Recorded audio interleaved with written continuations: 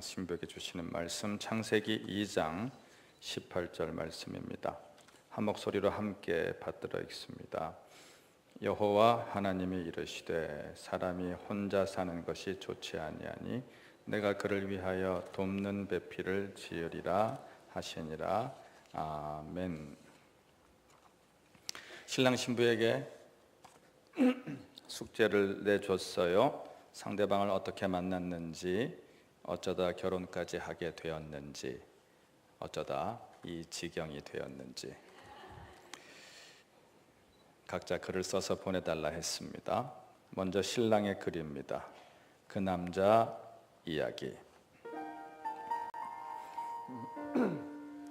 12월 어느 겨울, 동문회 같은 곳에는 절대 나오지 않을 내성적인 성격의 제 신부는 그날따라 우연히 친구 손에 이끌려 과천 외고 동문회에 나타났고, 그녀를 만난 저는 막연하게나마 결혼을 한다라면 이 사람과 하면 좋겠다 생각하게 되었습니다. 첫눈에 반한 거네요. 그날 감정 표현을 좀처럼 하지 않는 저답지 않게 노골적으로 그녀에게 관심을 표했고, 묘한 낌새를 챈 그녀의 친구이자 저의 또 다른 후배인 은영 양은 저희 둘 사이를 연결해 주었습니다. 그렇게 시작되었습니다. 평소 제 가슴 한켠에 미래 배우자에게 바라는 세 가지 희망사항이 있었습니다. 첫째, 경제관념이 나와 맞을 것. 둘째, 나와 비슷한 공감대가 있을 것.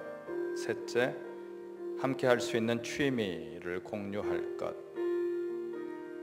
제가 신부와 통한 것은 사치하지 않고 검소하고 경제관념, 경상도 집안의 정서와 공감대, 영화가, 취미 통했습니다. 그래서 결혼을 결심하게 되었습니다. 물론 저는 그녀가 귀여웠고 안고 싶었습니다. 위험했죠. 처음부터. 언젠가 그녀에게 질문했습니다. 결혼 상대로 별 인기도 없는 사업가라는 불안정한 길을 택한 나를 왜 만나느냐고. 그러자 그녀는 대수롭지 않게 답했습니다. 몰라, 그냥 적어도 망하지는 않을 것 같아서.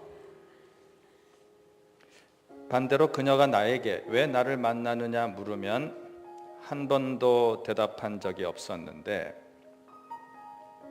어쩌면 그런 그녀의 순수함이 제 마음을 움직였는지도 모르겠습니다. 그러나 잠옷 무심해 보여도 그녀가 결코 순간의 감정으로 큰 결정을 내리는 사람이 아니라는 것을 저는 잘 압니다.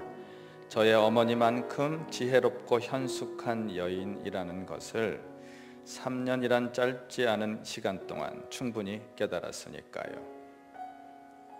결혼을 앞두고 확실해지는 것이 하나 있다면 운명적인 사랑은 따로 있는 것이 아니다 라는 것입니다. 언제 올지 모르는 고도를 기다리기보다는 지금 만나는 인연을 소중히 여기는 것이 더 중요하지 않은가 싶습니다. 결혼할 나이에 마침 내 옆에 있다는 사실도 결코 무시할 수 없는 인연이자 운명이니까요.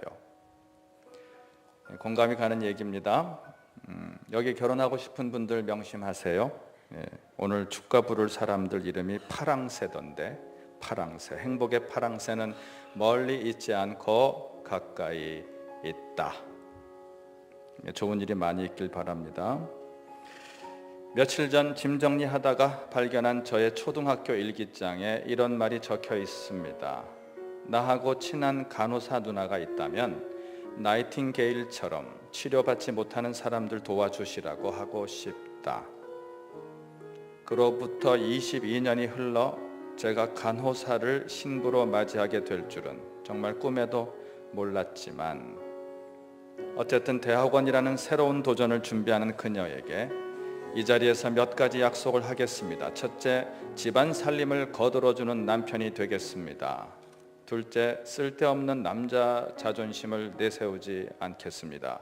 셋째, 하나님 품 안에서 늘 인내하고 배려하고 사랑하겠습니다.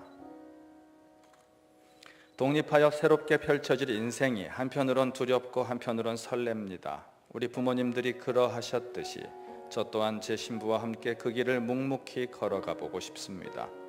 부족한 저희를 축하해 주러 오신 모든 분들께 감사드립니다. 결혼을 진지하게 고려해 준 신부에게, 갚을 수 없는 은혜를 베풀어 주신 부모님께, 그리고 훌륭하게 신부를 키워주신 장인 장모님께 깊은 감사를 전합니다. 또한 대입, 창업, 그리고 결혼까지 지금껏 제 실력 이상으로 좋은 결과를 주신 하나님께 감사드립니다. 신부의 글입니다. 그 여자 이야기. 12월이 아닌 11월 어느 겨울.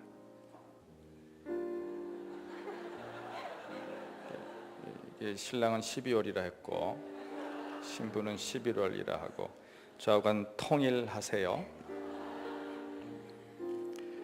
동문회 같은 곳에는 절대 귀찮아서 나가지 않는 집순이인 저는 그날따라 마침 쉬는 날이기도 하고 친구인 은영양의 권유로 동문회에 나가게 되었습니다. 은영양이 대체 누구야?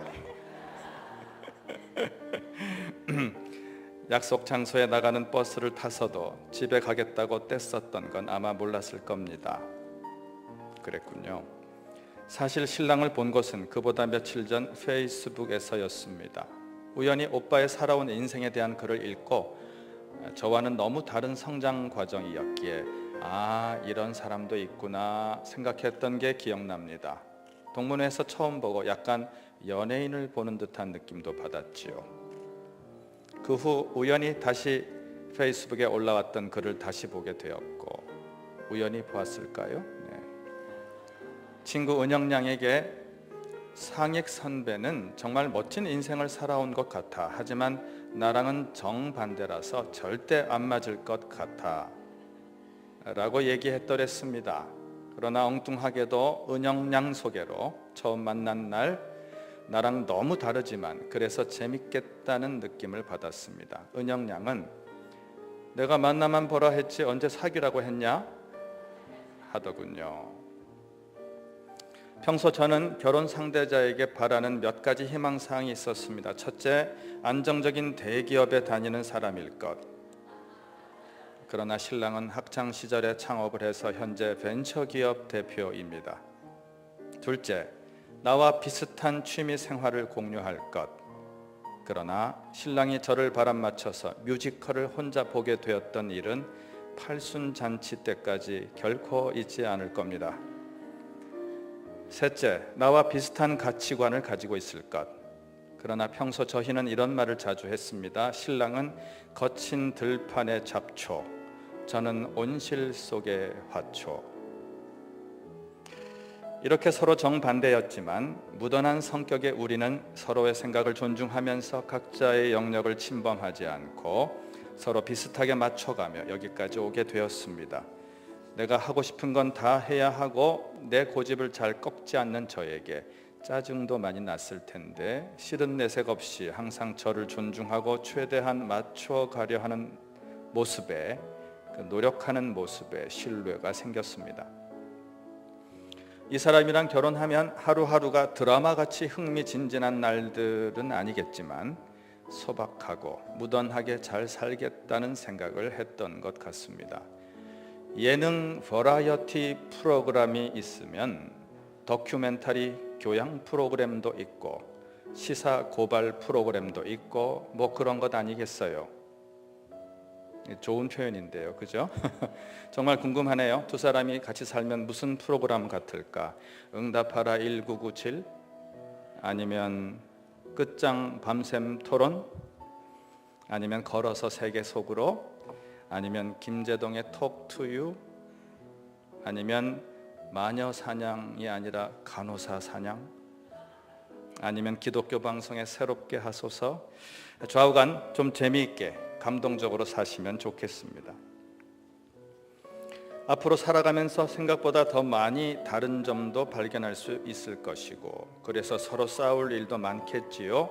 하지만 지금처럼 서로 존중하고 이해하고 의지하면서 서로에게 발전적인 부부가 되었으면 합니다. 그렇게 많이 노력할게요. 딸 곱게 키워 시집 보낸다고 많이 섭섭하실 우리 부모님, 지금까지 부족함 느끼지 않게 많이 지원해 주시고 이만큼 키워주셔서 감사합니다. 아들 훌륭하게 키워주시고 항상 좋은 영향을 주셔서 감사합니다. 아버님, 어머님, 부족한 저를 예쁘게 봐주셔서 얼마나 감사한지 몰라요. 앞으로도 저의 허물을 사랑으로 감싸주시리라 믿습니다. 토요일 귀한 시간 내주시고 축하해 주려 먼 길 와주신 하객 여러분께도 감사드립니다. 행복하게 잘 살겠습니다. 두 분 다 숙제 잘하셨어요? A+ 드리겠습니다.